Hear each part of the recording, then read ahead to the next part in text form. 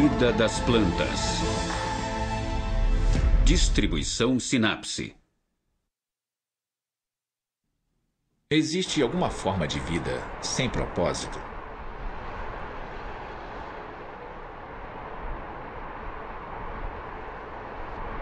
Neste pedaço de terra artificial, no meio de uma selva urbana, um dente de leão clandestinamente cria raízes no solo.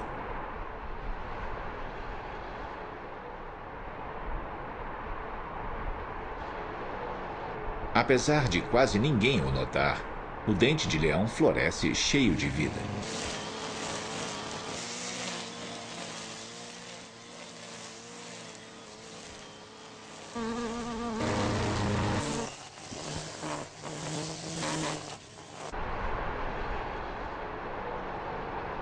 Mas para os humanos, o dente de leão não é nada bem-vindo. É uma praga. Mesmo enquanto seca e morre, ele luta para dar um pouco de pólen a algumas abelhas que talvez consigam produzir uma gota ou duas de mel. Apesar de os humanos não reconhecerem seu valor, as abelhas compreendem a importância das ervas daninhas. As ervas daninhas nunca se rendem na batalha pela vida. Elas estão sempre prontas para deixar para trás as sementes para as gerações futuras. Cada dia é uma luta sem fim. A sua única razão para existir é existir. É essa a função das ervas daninhas.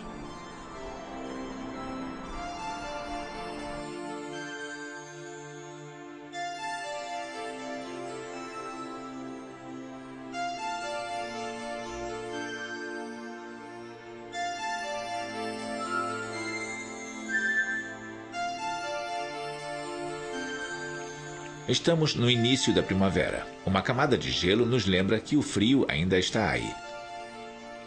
Mas com o passar do dia, as folhas se esticam contra o frio e se libertam da grossa camada de gelo.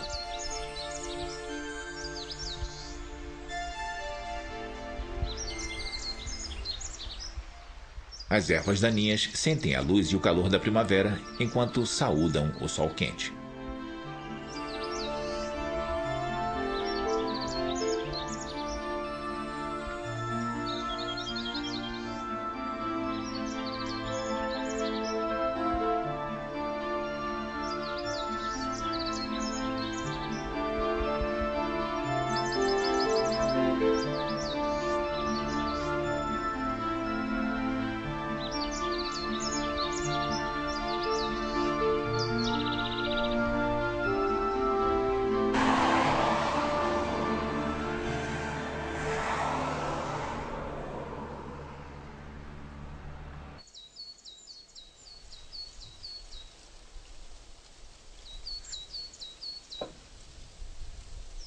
Muitas delas podem ser encontradas à beira da estrada. A Verônica Pérsica esbanja suas flores e oferece uma cama confortável e comida grátis para os insetos que passam o inverno aqui.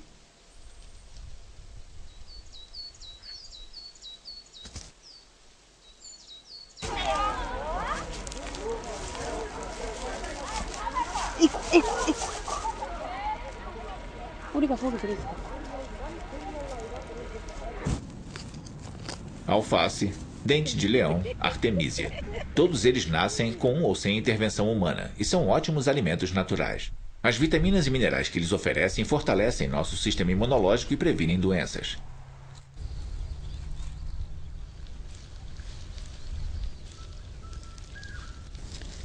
E isso não se aplica só aos humanos.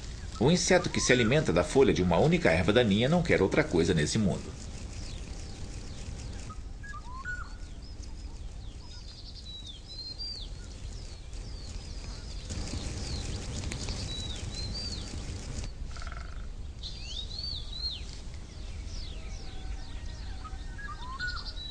Nesse terreno abandonado, as ervas daninhas tomaram conta. Para o hidrópode, esse campo de ervas daninhas é um mundo completamente novo.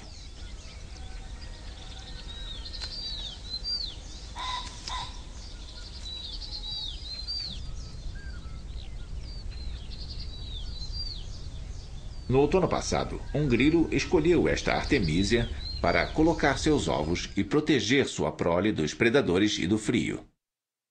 Quando o calor do sol primaveril despertar as células adormecidas, uma vida totalmente nova vai surgir.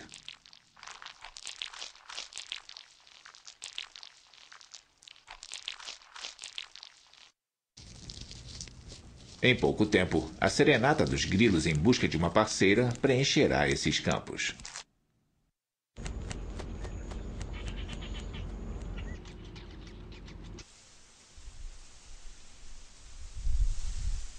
As tifáceas também estão cheias de vida no pântano. Esses socós recém-chocados sonham em poder voar bem alto para alcançar as ervas daninhas. Essas ervas de regiões pantanosas oferecem tudo: abrigo para o ninho e, às vezes, até alimento.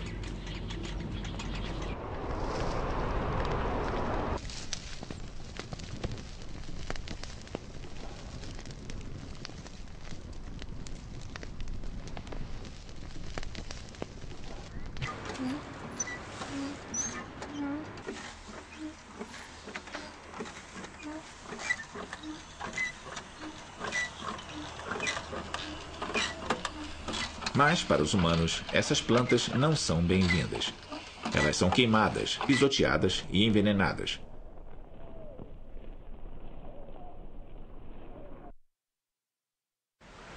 Mas se elas pudessem ser eliminadas assim tão facilmente, não seriam chamadas de ervas daninhas. Mesmo se elas tiverem que se adaptar geneticamente, as ervas daninhas sempre voltam. Uma vez instaladas, elas nunca vão embora. Qual é o segredo dessa resistência?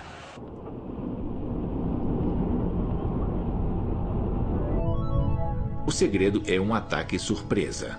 A gramínea do gênero Alopecuros floresce e libera suas sementes antes mesmo do fazendeiro arar o campo. Quando o fazendeiro pensa que venceu a guerra, ela espalha suas sementes pelas rodas do trator.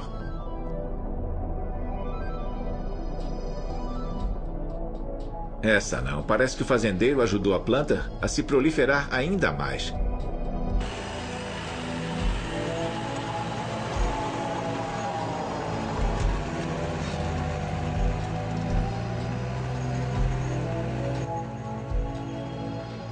As sementes podem germinar mesmo ainda não estando maduras. Isso significa que mesmo depois de ter acabado o período de colheita, ela ainda vai poder germinar e conquistar sua parte no mundo. É assim que vivem as ervas daninhas.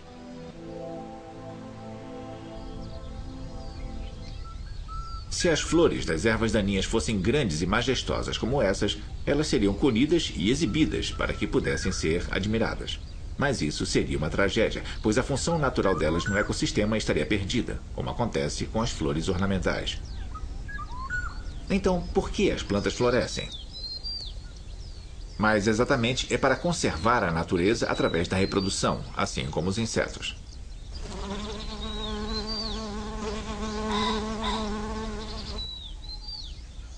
As plantas não podem se locomover sozinhas para encontrar um parceiro, então elas produzem pólen e néctar e esperam que os insetos e outros polinizadores venham.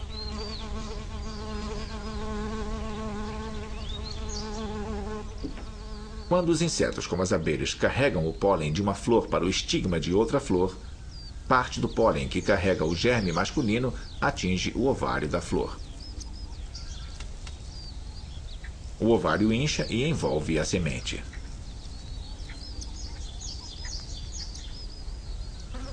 As flores nascem para atrair os insetos. Elas querem deixar sementes adaptativas neste ambiente em constante mutação. As ervas daninhas normalmente têm flores pequenas com as quais elas atraem a atenção dos polinizadores. Elas buscam qualquer estratégia possível para se desenvolver.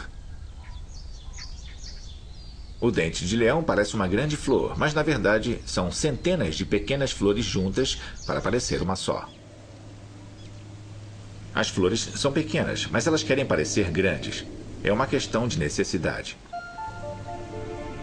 A humilde Stellaria pubera usa sua pétala de meio centímetro com muita eficácia. Uma pétala se divide em duas para dar a impressão de que tem o dobro do tamanho. De certa forma, elas se parecem com estrelas brilhando no céu. A lobelia demonstra sua vontade ao esticar suas pétalas o máximo possível. A abóbora japonesa floresce na parte da tarde. Suas pétalas, parecidas com um cordão, são como fios que fazem a flor inflar. A flor branca inflada atrai a mariposa, que busca néctar durante a noite.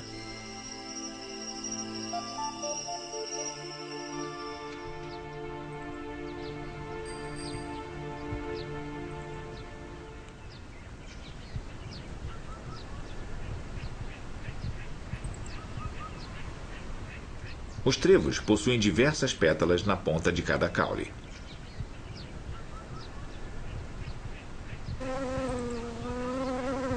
Se você olhar bem de perto, verá as pétalas secas debaixo das que estão florescendo. Por que isso?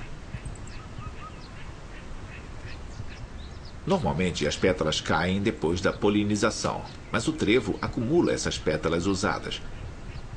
Isso é porque, ao usar as pétalas murchas, a flor parece maior.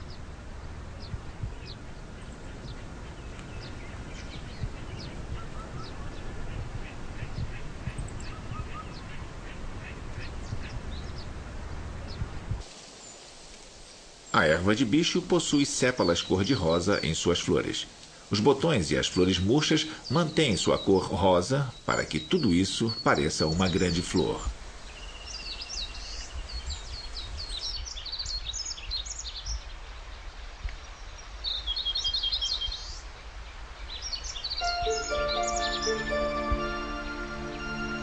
A ilusão de grandeza não é a única maneira de atrair os polinizadores. A borda inferior dessa planta age como um ponto de parada para os insetos viajantes. Essas flores possuem uma grande pétala inferior para dar um lugar de descanso aos insetos polinizadores. Dessa maneira, as abelhas e outros insetos podem sugar confortavelmente o néctar enquanto repousam em uma grande plataforma.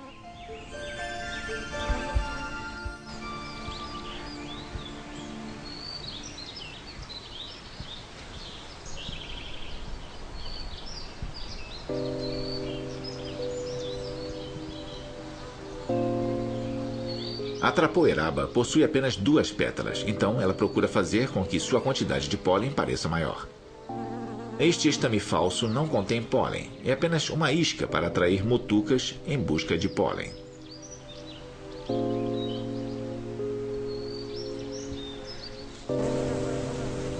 O aguapé explora o comportamento das abelhas para ser polinizado.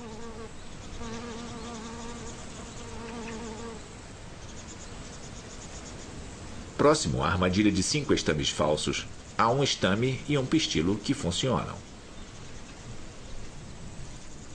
Se você olhar com atenção, verá que a localização do estame e do pistilo é invertida em diferentes flores.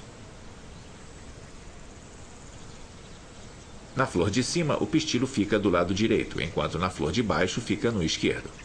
Por que isso? Sua função é explorar o hábito das abelhas de carregar o pólen nas patas enquanto voam de flor em flor. Isso acontece por 2 razões: para obter o pólen de outras flores com mais eficiência e para espalhar o próprio pólen para as outras flores. Fazendo assim, ela previne a autopolinização e ainda produz sementes de alta qualidade sem desperdiçar pólen. É como acertar 3 coelhos de uma só vez. Para dar ervas daninhas, uma polinização eficiente sem desperdício de pólen é o seu principal objetivo. Esta abelha está tentando se livrar de alguma coisa. O que poderia ser?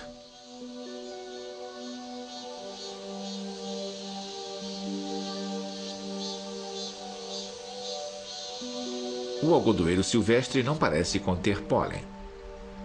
Não importa de que ângulo se olhe, não é possível encontrar o pólen. Mas se você chegar isso aqui para trás, você vai ver uma bolsa que se parece com um pulmão de animal. Este saco de grãos de pólen é chamado de polínio.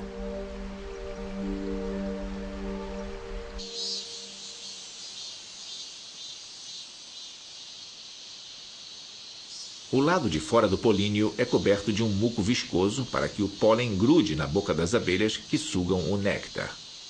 É assim que ele passa de uma flor para outra. Pode parecer incômodo para as abelhas, mas dessa forma o pólen nunca é desperdiçado. Logo, é certo que suas sementes irão parar em algum lugar produtivo.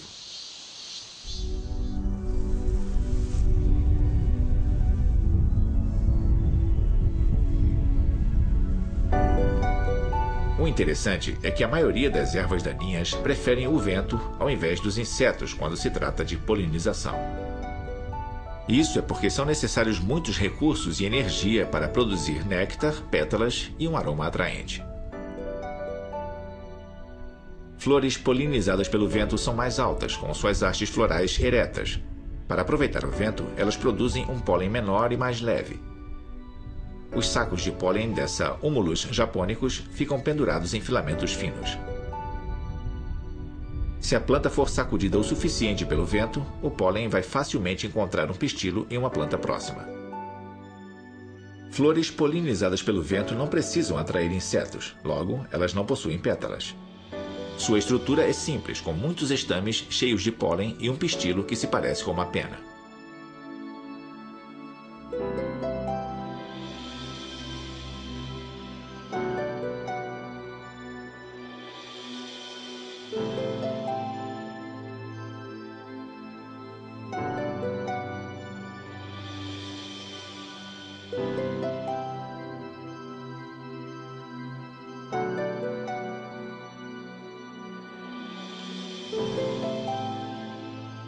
O pólen levado pelo vento é facilmente capturado pelo pistilo em forma de pena. Mas e se o vento não for forte o suficiente para mover o pólen? O carrapichão tem uma solução para isso. Os estames carregados de pólen se parecem com os dedos de uma mão fechada. Conforme o estame se retrai para dentro da inflorescência, o pólen residual se desprende. A artemísia opera quase da mesma maneira, expulsando o pólen à medida que ela se retrai. Fazendo assim, essas plantas conseguem espalhar seu pólen até mesmo em locais onde não há vento suficiente.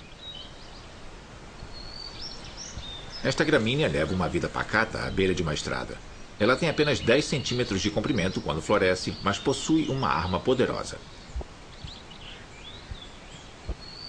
O segredo para este comportamento explosivo é um filamento curvo. À medida que o filamento dobrado cresce, é armazenada uma tensão considerável. Quando a força se torna muito grande, o saco de pólen é arremessado, espalhando o pólen. Desta maneira, a gramínea compensa sua baixa estatura. Mesmo onde não há vento, ela ainda pode espalhar seu pólen.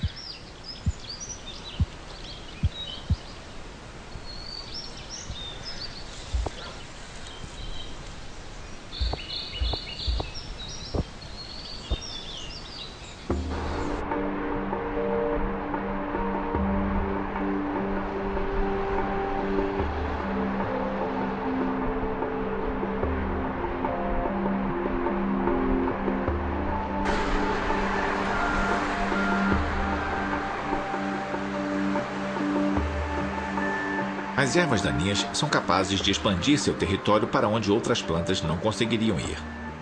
Este local é praticamente livre de insetos. Então, como essa prímula realizará sua polinização? O pistilo já tem pólen. A flor é independente, possuindo seu próprio pólen que está conectado a um filamento viscoso para que não se desprenda com um vento forte.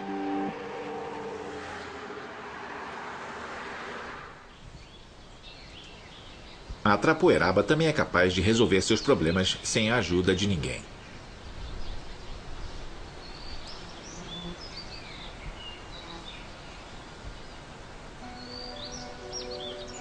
O pistilo já contém pólen. Isso é porque o estame libera pólen mesmo antes de florescer. Assim, o pólen alcança o pistilo enrolado dentro do botão da flor. Quando a flor está prestes a se fechar, ela retrai suas pétalas com os pistilos e estames emaranhados. Essa mistura dá uma segunda chance para a autopolinização.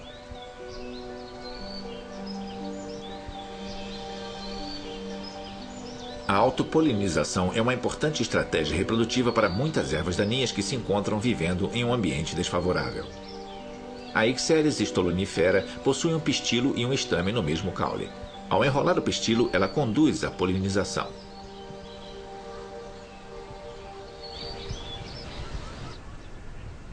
A autopolinização é a ferramenta perfeita para as ervas daninhas, permitindo que elas produzam sementes mesmo na ausência de insetos polinizadores. A erva andorinha possui uma forma singular de se autopolinizar. Uma coleção de aproximadamente 20 estames gentilmente passa o pólen ao pistilo. A autopolinização produz, no geral, uma descendência menos adaptativa, mas as sementes que carregam os mesmos genes dos pais são normalmente mais apropriadas ao ambiente onde elas foram criadas.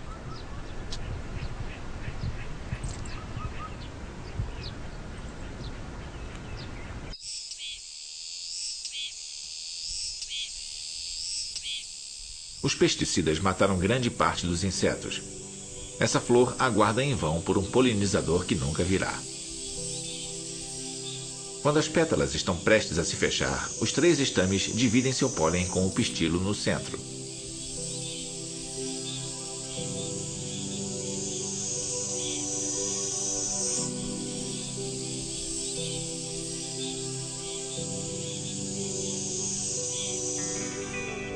Este é um ambiente ermo e arriscado, mas em um piscar de olhos, as ervas daninhas são capazes de tomar conta de todo o terreno. Elas são criativas, sempre buscando novos meios de sobreviver onde quer que estejam.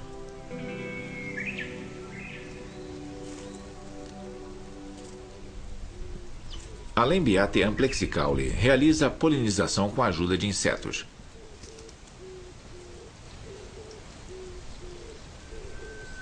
Por baixo da flor é possível encontrar um botão bem pequeno, uma flor com aproximadamente 1 milímetro de largura. Esse botão é uma flor cleistogâmica, o que significa que ela nunca se abre, mas produz sementes por meio da autopolinização.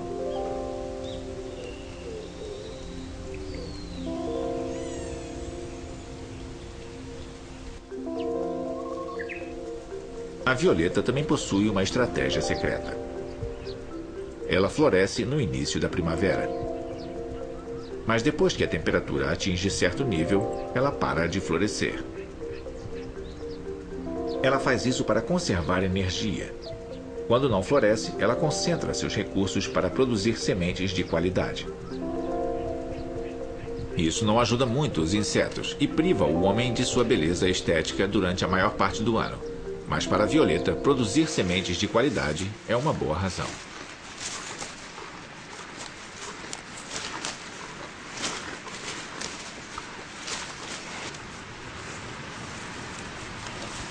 As ervas daninhas devem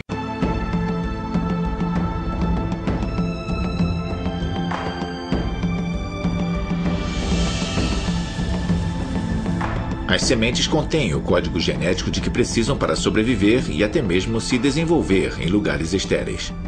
A semente contém a energia para fazer destas ervas daninhas as pioneiras do novo mundo. Mesmo sem pernas ou asas, o vento dá a elas a oportunidade de voar. Com ventos fortes, elas são capazes até mesmo de cruzar o mar.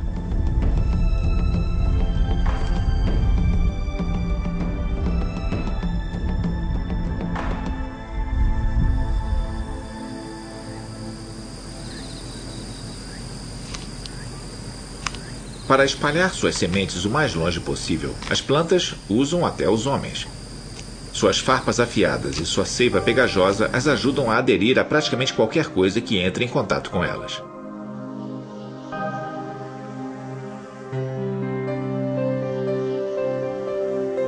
O botão de ouro utiliza a seiva pegajosa ao invés de agulhas.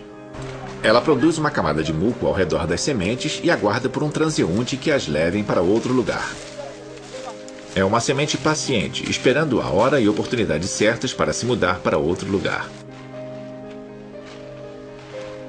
Na verdade, a remoção muitas vezes promove a proliferação das ervas daninhas. As ervas daninhas nunca desaparecerão dos ambientes humanos, pois as pessoas as levam para outros lugares assim. Os animais são um ótimo meio de transporte, já que elas não podem se locomover sozinhas. As ervas daninhas oferecem suas folhas como alimento e grudam suas sementes nos bigodes ou pelos do animal. Este bode ajudará essas ervas daninhas a conquistar novas terras. Servir de alimento aos animais é uma forma importante das ervas daninhas contribuírem com o ecossistema, mas não é uma via de mão única. Há um processo de troca envolvido. Os fortes sucos digestivos de uma vaca digerem as folhas fibrosas e os caules das plantas, ruminando-os várias vezes.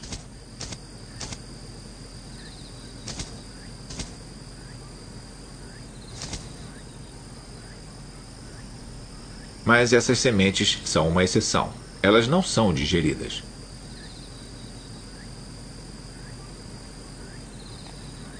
Na verdade, os sucos digestivos estimulam as sementes, o que ajuda a melhorar a germinação. As sementes também tiram proveito do fertilizante natural dos herbívoros. Em breve, as sementes germinadas poderão tomar conta desta área. As ervas daninhas produzem flores e sementes para sobreviver até a próxima geração. Algumas destas sementes são devoradas por pássaros.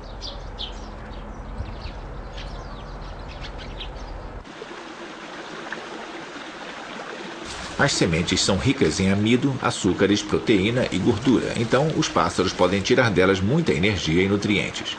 Por sua vez, as sementes que sobreviverem no intestino dos pássaros migratórios serão capazes de atravessar barreiras geográficas e expandir seu território. Para sobreviver, as ervas daninhas devem sentir seu novo ambiente e se adaptar a ele. Para enviar suas sementes o mais longe possível, a erva andorinha se aproveita do comportamento das formigas. O que é essa substância pegajosa grudada na semente? As formigas ficam muito interessadas.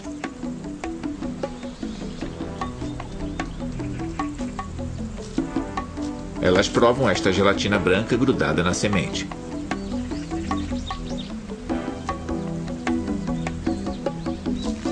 A estrutura aromática, chamada de elaiosoma, é rica em glucose, proteína e lipídios. Sua função adaptativa é atrair formigas e desempenha muito bem seu papel. Esta gelatina não solta facilmente da semente. Sem problemas, as formigas simplesmente levam tudo para casa.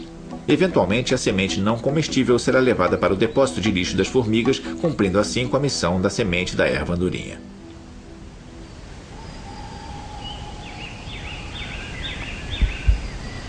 Mas e se não houver nenhum animal por perto para transportar as sementes?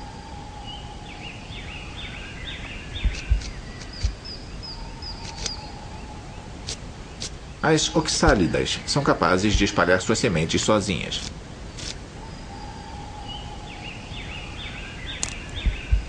O feijão tem o poder de abrir e fechar suas vagens para liberar suas sementes.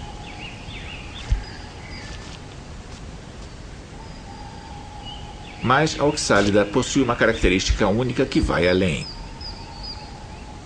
Esta coisa branca que vemos aqui é um projétil.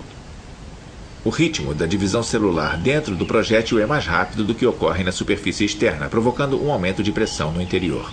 A tensão resultante desse fenômeno força a abertura da vagem e atira a semente para fora. As sementes conseguem voar uma distância equivalente a 1000 vezes o seu comprimento.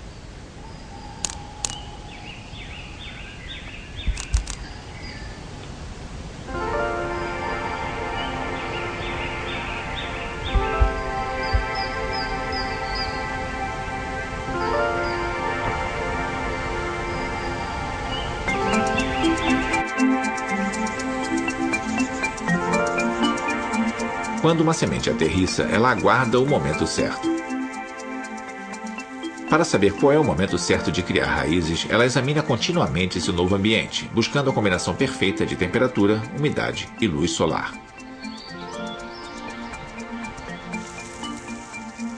As sementes nunca germinam todas de uma vez.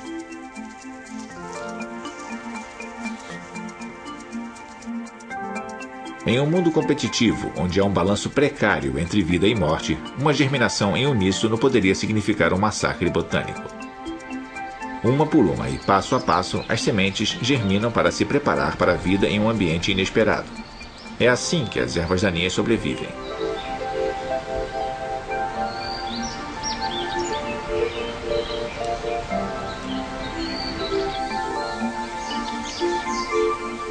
O carrapichão é um bom exemplo disso. O fruto do carrapichão contém sementes de 2 tamanhos diferentes. Elas não germinam ao mesmo tempo. Ao invés disso, a semente maior vê o mundo primeiro. Se a primeira aventureira não sobreviver, a próxima vai procurar o momento certo para germinar.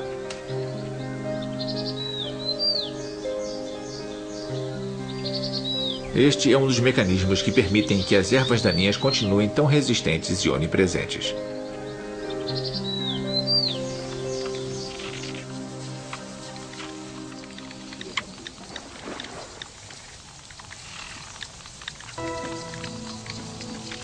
produção de sementes normalmente envolve procedimentos complexos e uma quantidade significativa de tempo, mas a lentilha d'água contorna todo esse processo.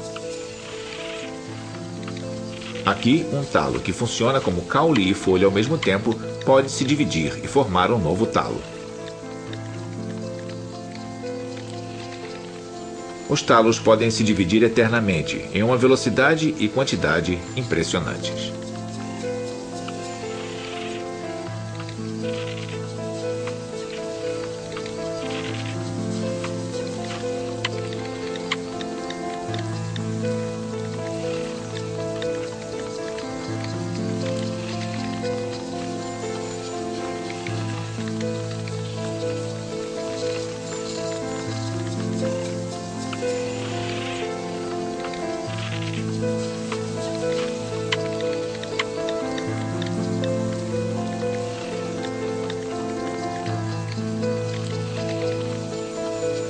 Com habilidades adaptativas fantásticas e um sistema reprodutivo inovador, as ervas daninhas possuem uma resistência capaz de pintar todo o mundo de verde.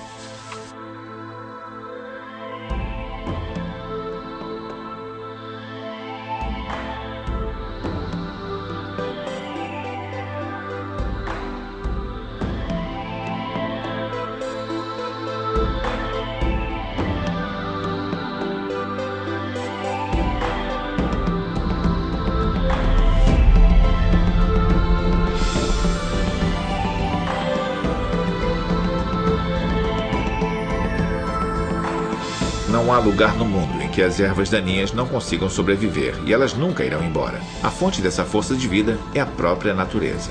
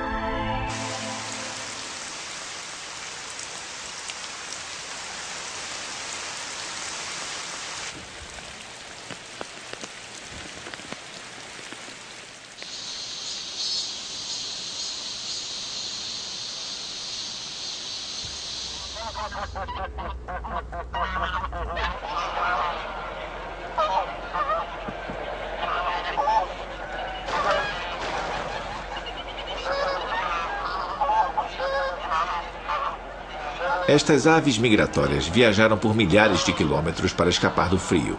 Elas estão tentando encontrar comida escondida na água. Elas procuram as raízes e caules de arroz selvagem.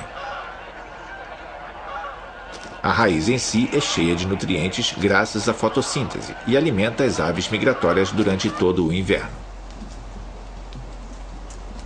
As raízes destas plantas irrigadas não são úteis apenas como fontes de nutrientes. Por meio de suas fortes propriedades filtrantes, elas também purificam a água poluída. As raízes absorvem nitrogênio e fósforo, bem como nutrientes excessivos que possam estar na água devido ao escoamento da terra. Esta é uma das razões para os pântanos serem tão importantes para as fontes de água limpa. Com a ajuda dessas ervas daninhas, a água é capaz de se recuperar e retornar a um estado saudável. Não há lugar onde as ervas daninhas não possam ir. Elas praticamente buscam áreas devastadas ou poluídas para usar suas habilidades adaptativas.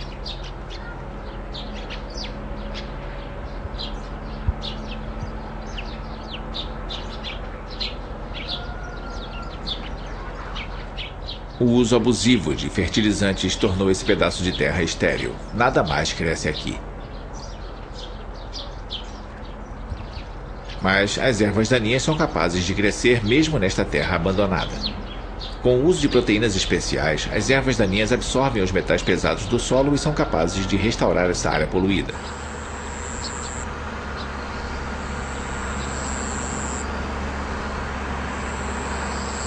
A proliferação de ervas daninhas é a ferramenta usada pela Mãe Natureza quando ela quer devolver áreas devastadas ou poluídas ao seu estado original.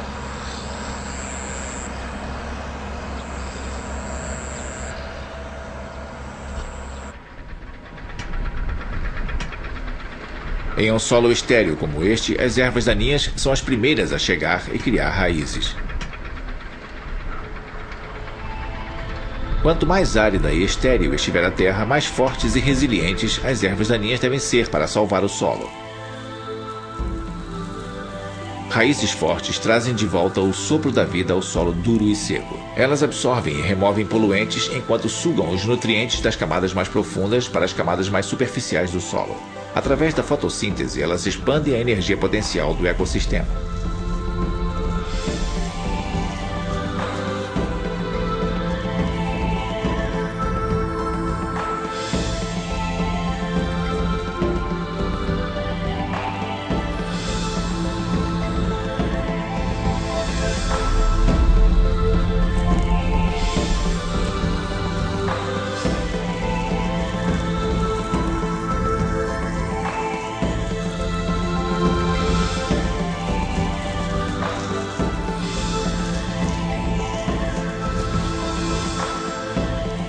Mesmo quando suas vidas chegam ao fim, elas deixam material orgânico que ajuda a enriquecer o solo e beneficia outras formas de vida.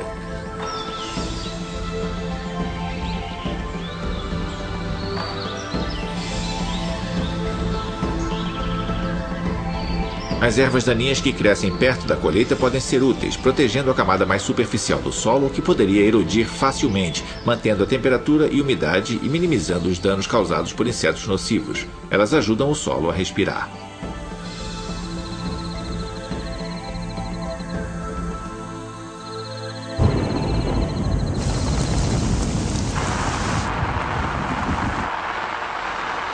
Um solo estéril, sem ervas daninhas, desperdiça a valiosa chuva.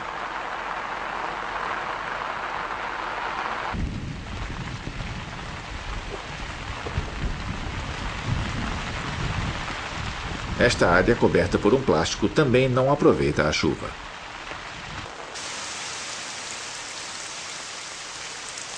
A chuva é um fertilizante natural que traz o nitrogênio do ar.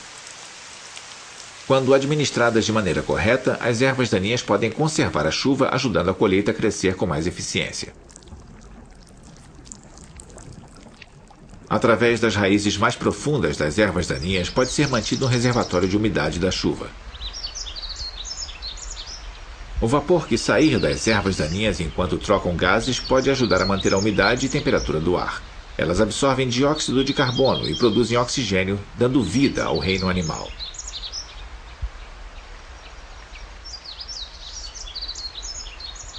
As ervas daninhas continuarão crescendo sem que ninguém se importe. Elas doam e continuam doando, mas nunca morrem de vez. Aliás, o segredo da imortalidade deve estar com as ervas daninhas. Apesar de serem evitadas pelo homem, elas são o alicerce da natureza e cantam a canção da vida.